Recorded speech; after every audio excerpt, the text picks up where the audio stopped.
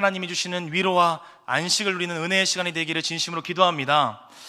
이번 주 화요일에 일어났던 일이었습니다. 어느 때와 다름없이 집에 들어왔는데 정말 엄청난 일이 일어난 것이죠. 어떤 일이 일어났냐면, 사진 한번 보여주실래요? 네, 저희 집의 일이었습니다. 네, 집에 있던 옷방에 있던 행거가 어느 순간 무너져 내렸는지 옷이 바닥에 뒹굴고, 뒤에 보면 저기 스팀 다리미가 하나 있었거든요. 근데 거기에서 또 물이 새서 옷에 또 물에 젖고 정말 난리가 났던 일이 있었습니다. 꿀같은 휴일을 앞둔 그 화요일에 저는 수많은 옷을 다시 다 꺼낸 다음에 행거를 다시 단단하게 고정시켜 세우고 옷을 다시 거는 일을 해야 했던 것이죠. 이 옷을 정리하면서 제 마음속에 들었던 생각, 제 입술에 계속 있었던 생각이 딱 한 가지였습니다. 주님, 어찌하여 이 휴일을 앞둔 이 화요일에 학교를 끝내고 돌아왔는데 왜 이 일을 하게 하십니까? 이 생각이 들었던 것 같습니다. 그래서 2시간 반 동안 저걸 하고 9시에 이제 저녁을 먹고 잠에 들었던 기억이 있습니다. 이렇듯 우리의 삶 가운데에는 이해할 수 없는 현실의 문제들이 덮치듯이 다가올 때가 있습니다. 괴로움이 이미 우리 사방에 널리 퍼져 있다는 것을 우리는 어렵지 않게 발견하게 되는 것이죠. 지금 우리가 예배드리고 있는 이 순간에도 우크라이나 땅에는 아직도 전쟁이 멈추지 않고 있고, 그 순간 수많은 아이들이 자신의 부모를 잃고 있습니다. 매일 붐비는 대학병원과 입원실을 볼 때 아픔과 고통이 이 세상과 떼어놓을 수 없다는 사실도 우린 너무나도 잘 알고 있죠. 사실 이렇게 거리가 멀게 느껴지는 이야기뿐만 아니라 지금을 살아가는 모두는 다양한 괴로움 속에서 살아갑니다. 인생의 어려운 순간을 다 지난 것 같은 그 노년의 시간 속에서도 자녀들의 어려움이 밤잠 설치게 하는 괴로움이 되기도 하고, 한 가정을 책임지는 부모로 살아가는 것도 사회 초년생으로, 준비생으로, 또 입시라는 큰 벽을 넘어야 하는 학생으로, 이 모든 것으로 살아간다는 것은 우리가 수많은 현실의 벽들과 장애물들을 넘어가야 한다는 것이고, 결국 이 이야기는 괴로움이 사방에 널린 현실을 우리는 살아가고 있다는 것을 말해주고 있는 것 같습니다. 이러한 현실 속에서 우리는 그 괴로움을 이겨낼 수 있는 다양한 방법들과 조언들을, 또 경험들을 말하고 또 듣고 있지만, 어떠한 것도 우리의 삶을 온전하게, 완전하게, 평안하게 하는 그 어떠한 것도 없다는 것 또한 우리가 겪고 있는 현실인 것을 우리는 알고 있는 것이죠. 이렇듯 절대 깨어지지 않는 그 현실 가운데 이 현실의 벽을 이겨낼 수 있는 방법은 없을까요? 하나님께서 주신 말씀을 통해서 우리가 그 문제에 대한 해답을 찾아보고자 합니다. 오늘 우리가 읽은 본문의 주인공은 히스기야입니다. 열왕기와 역대기의 저자는 이 히스기야라는 왕에 대해서 이렇게 평가합니다. 열왕기하 18장 3절, 역대하 29장 2절에 이렇게 기록되어 있는데요, 그의 조상 다윗의 모든 행위와 같이 여호와께서 보시기에 정직하게 행하여. 히스기야 왕에 대한 첫 번째 평가입니다. 그뿐만 아니라 함께 열왕기하 18장 5절의 말씀 같이 한번 읽어보겠습니다. 시작. 히스기야가 이스라엘 하나님 여호와를 의지하였는데 그의 전후 유다 여러 왕 중에 그러한 자가 없었으니. 아멘. 뭐라고 말하고 있나요? 하나님 앞에 정직한 왕, 하나님을 의지하는 왕이었다라고 말하는 것이죠. 그래서 히스기야의 삶에 대해서 성경은 이렇게 기록합니다. 여호와께서 그와 함께 하심에 그가 어디로 가든지 형통하였더라. 그의 삶에 대해서 성경은 이렇게 기록하고 있는 것입니다. 형통한 삶이었다라고 기록하고 있는 것이죠. 어떻게 이 히스기야는 성경 안에서 형통한 사람, 형통한 삶을 살았던 왕으로 평가받고 살아갈 수 있었을까요?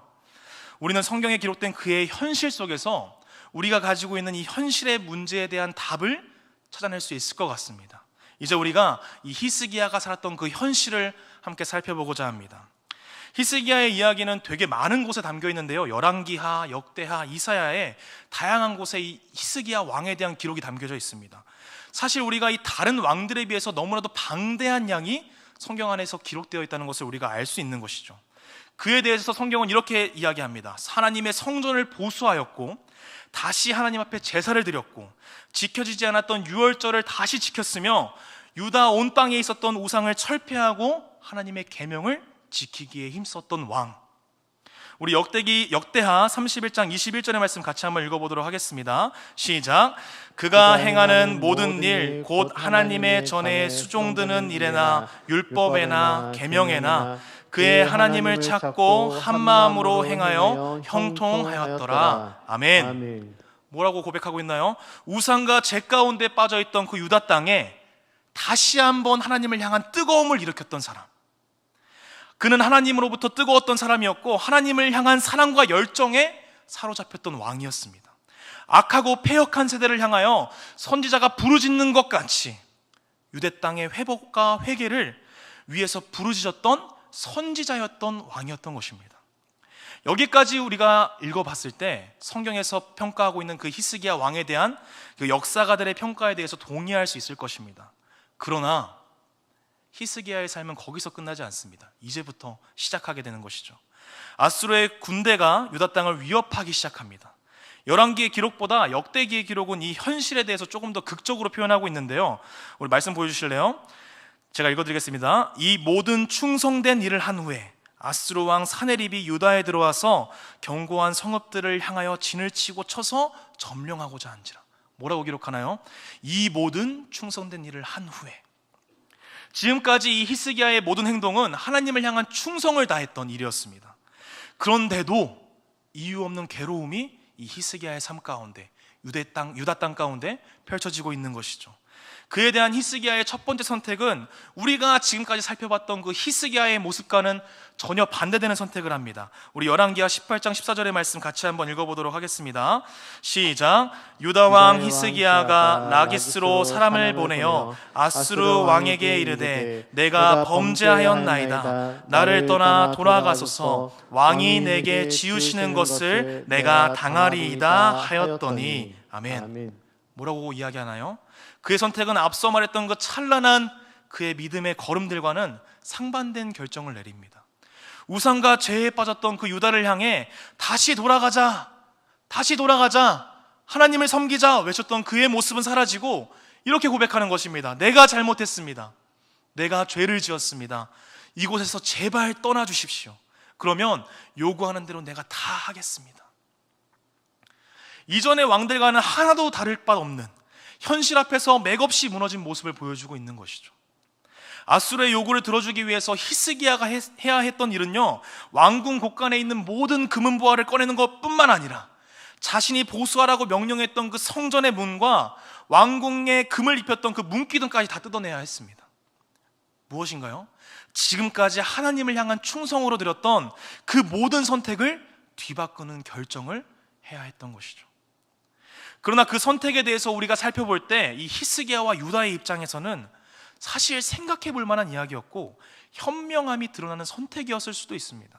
바벨론의 오랜 전쟁에서 이미 승리를 이끌어낸 이 아수르의 사네립 왕은 이미 주변 왕국인 드로를 무찌르고 또 주변 왕국인 블레셋, 암몬, 모압, 에돔 등의 나라로부터 조공을 받고 있습니다. 그리고 이미 북이스라엘은 그 아수르에 의해서 멸망한 상태이고 이제 유다에 침공한 것이죠. 이미 유다의 많은 성읍들이 함락된 후에 이 히스기야가 느꼈던 것은 아수르의 막강함과 그들의 잔혹함 속에서 어쩌면 이 히스기야의 선택은 더 큰 피해를 막는 현명한 군주의 선택이었을지도 모릅니다. 그러나 그 선택이 실패했다는 그 사실은 얼마 지나지 않아서 알게 되는 것이죠. 아수르는 그 조공을 받고 나서 돌아가지 않고 다시 한번 군의 최고 지휘관 세 사람에게 막강한 병력을 주고 예루살렘에 들러가는 그 물길을 막은 후에 그들에게 이렇게 소리칩니다. 그 최고 지휘관 중에 한 명인 랍사게가 히스기야와 유다 앞에서 그들에게 항복을 권유하고 있는 것이죠. 그의 선전이 열왕기하 18장부터 19장에 기록되어 있는데요, 그의 선전은 정말 하나같이 전부 다 맞는 말입니다. 인정하고 싶지 않지만 그것이 현실이고 잔혹하지만 그것이 사실이었죠. 상한 갈대 지팡이와 같은 애굽을 의지할 수 없다는 것과 히스기야는 유다를 구원해낼 힘이 없다고 하는 것입니다. 랍사게는 계속해서 이 히스기야와 유대를 향한 선전을 멈추지 않습니다. 랍사게는 계속된 그 선전 가운데 한 가지의 질문에 대한 대답을 요구하고 있는 것이죠. 너는 환난의 때에, 전쟁의 때에 누구를 의지할 것인가? 그리고 열왕기하 18장 32절 그 상반절에 이렇게 기록하고 있습니다. 우리 같이 한번 읽어보겠습니다. 시작. 내가 장차 와서 너희를 한 지방으로 옮기리니 그곳은 너희 본토와 같은 지방 곧 곡식과 포도주가 있는 지방이요 떡과 포도원이 있는 지방이요 기름 나는 감람과 꿀이 있는 지방이라. 너희가 살고 죽지 아니하리라. 아멘. 환난의 때에 랍사게는 이렇게 이야기하는 겁니다. 히스기야 의지하지 말고, 애굽도 의지하지 말고, 유다 땅도 의지하지 말고 아수르를 의지하라고 말하는 것이죠. 내가 너희에게 지방을 옮겨서 너희 본토와 같은 지방, 곧 곡식과 포도주가 있는 지방, 떡과 포도원이 있는 지방, 기름나는 감람과 꿀이 있는 지방에 내가 너희를 옮겨주겠다라고 말을 하는 것입니다. 그리고 나서 이제는 그들의 하나 남은 희망도 앗아가는 마지막 말이 그들의 귓가에 들리게 됩니다. 열왕기하 19장 10절에서 11절의 말씀 제가 읽어드리겠습니다. 너희는 유다왕 히스기야에게 이같이 말하여 이르기를 내가 믿는 내 하나님이 예루살렘을 아수르 왕의 손에 넘기지 아니하겠다는 말에 속지 말라. 아수르의 여러 왕이 여러 나라에 행한 바 진멸한 일을 내가 들었나니 내가 어찌 구원을 얻겠느냐. 이제 이 히스기야와 유다는 절체절명의 위기 앞에 서 있게 된 것입니다. 계속되는 위기와 이해할 수 없는 그 현실 속에서 랍사게의 선전은 너무나도 합당한 이야기였고 달콤한 현실의 말이었습니다. 어쩌면 한 나라의 군주로서 이 나라를 지키고 생명을 구할 수 있는 단 하나의 선택과도 같았던 것이죠. 이제 그 앞에 히스기야는 선택해야 합니다. 아수르의 말을 의지할 것인가, 아니면 다시 한번 하나님께 돌아가 하나님만 의지할 것인가. 그 앞에서 히스기야는 앞에 했었던 그 선택과는 다른 선택을 하게 되는 것이죠. 우리 열왕기하 19장 1절의 말씀 같이 한번 읽어보도록 하겠습니다. 시작. 히스기야 왕이 듣고 그 옷을 찢고 굵은 배를 두르고 여호와의 전에 들어가서. 아멘. 뭐라고 기록되어 있습니까? 히스기야는 하나님만 의지하기 시작합니다. 절체절명의 위기 속에서 눈앞에 다가오는 현실이라는 그 폭풍우 앞에서 유대민족은 랍사게의 선전 앞에서 침묵하고 히스기야는 성전 안에 들어가 여호와를 구하는 것입니다. 여호와의 의로운 오른손을 구하는 것입니다. 그리고 그런 히스기야에게 하나님께서 이사야의 입술을 통해서 응답하십니다. 내가 너의 기도를 들었고 아수르의 교만과 나를 향한 비방을 들었다. 내가 그들을 심판할 것이다 라고 말씀하시는 거죠. 그리고 이렇게 말씀하십니다. 우리가 읽었던 말씀인데요, 우리 다시 한번 읽어보도록 하겠습니다. 열왕기하 19장 30절에서 31절의 말씀 제가 읽어드릴게요. 처음은 유다 족속 중에 피하고 남은 자는 다시 아래로 뿌리를 내리고 위로 열매를 맺을지라. 남은 자는 예루살렘에서부터 나올 것이요 피하는 자는 시온산에서부터 나오리니. 우리 같이 함께 읽겠습니다. 여호와의 열심히 이 일을 이루리라 하셨나이다 하니라. 아멘. 여호와의 열심히 이 일을 이루리라 하셨나이다. 히스기야와 유대민족에게 펼쳐진 그 잔혹한 현실 앞에서, 그 현실 속에서 비현실적인 일이 일어나게 되는 것입니다. 여호와의 사자가 하룻밤 안에 그 수많은 아수르의 병사들을 죽이고 아수르의 사내립은 신하들에 의해서 죽임을 당하는 쿠데타를 겪게 되는 것이죠. 그리고 유다 땅은 그 아수르의 공격에 의해서 하나님을 통해서 구원을 받습니다. 누가 봐도 비현실적인 일이 이 세상의 참된 주인 되시는 여호와의 열심으로 현실이 되어서 히스기야와 온 유다 땅을 구원하신 것입니다. 우리가 수많은 올림픽 경기 중에서요, 올림픽의 꽃이라고 불리는 경기가 하나 있습니다. 바로 마라톤이라는 경기인데요, 이 마라톤은 우리가 수많은 종목과 경기 중에서도 가장 귀한 대우를 받고 있는 것이죠. 그 증거로 볼 수 있는 것이 올림픽에서 이 육상 경기의 메인 이벤트로 이 마라톤이 가장 마지막에 진행됩니다. 그리고 또 한 가지 살펴볼 수 있는 것은 이 시상식이, 다른 경기들은 이제 그 경기가 끝나면 바로 시상을 진행하는데 다른 경기와 다르게 폐회식에 직접 진행한다는 것이죠.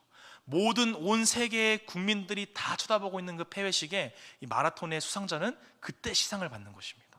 즉, 그 폐회식 도중에 수상자의 국가가 온 세계에 울려 퍼진다는 것이죠. 그만큼 이 마라톤이라는 대회에 참여한다는 것과 또 수상한다는 것이 큰 의미를 가지고 있다고 말하는 것 같습니다. 근데 그 이유는 무엇입니까? 이 42.195km를 달린다는 것은 정말 수많은 거리를 달렸던 그 전문 선수들도 뛸 때마다 극심한 고통 가운데에서 끊임없는 인내가 필요하기 때문인 것 같습니다.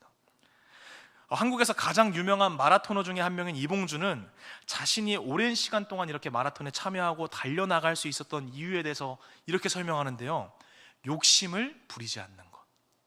욕심을 부리지 않았기 때문에 마라톤에서 계속해서 뛸 수 있었고 그 나이가 들어가는 그 순간까지도 열심히 참여할 수 있었다라고 이야기하는 것이죠. 그리고 그 사람이 이제 마지막 은퇴 경기에도 1등을 하고 은퇴를 하거든요. 그 모든 일을 다 할 수 있었던 이유는 자기가 욕심을 부리지 않고 그 마라톤 하나하나에 참여했다는 것입니다.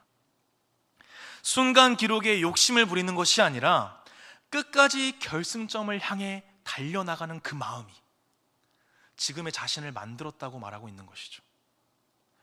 이 욕심을 부리지 않는다, 이 말은요, 지금을 살아가는 우리들에게는 좀 어울리지 않는 말처럼 보이기도 합니다. 욕심을 부리지 않는다. 그러나 반대로 우리에게 큰 울림을 주는 말이기도 하는 것 같습니다.